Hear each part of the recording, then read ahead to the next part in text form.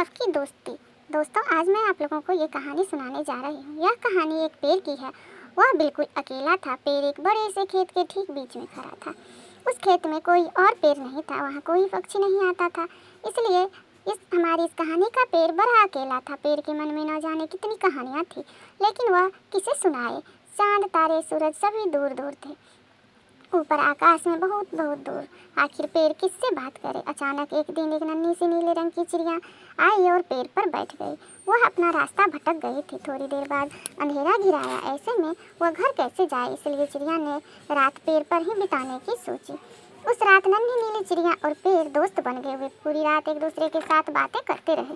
भोर हो गई। अब चिड़िया को जाना था। चिड़िया ने पेड़ से कहा, प्रिय मित्र, इतने उदास क्यों होते हो? मैं फिर आऊँगी। इतना कहते हुए चिड़िया उड़कर दूर चली गई।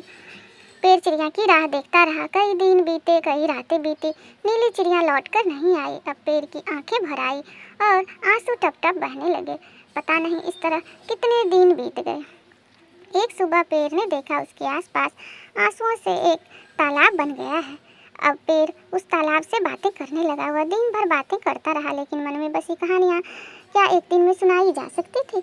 अपने पाँव तालाब में जमाए पेड़ लगातार बातें करता रहा। बातें करता हुआ तालाब में उस टहनी की परछाई को देखता रहा। इसी पर तो कभी आकर नीली चिड़िया बैठी थी। अब हमारे पेड़ को नहीं लगता कि वह अकेला है।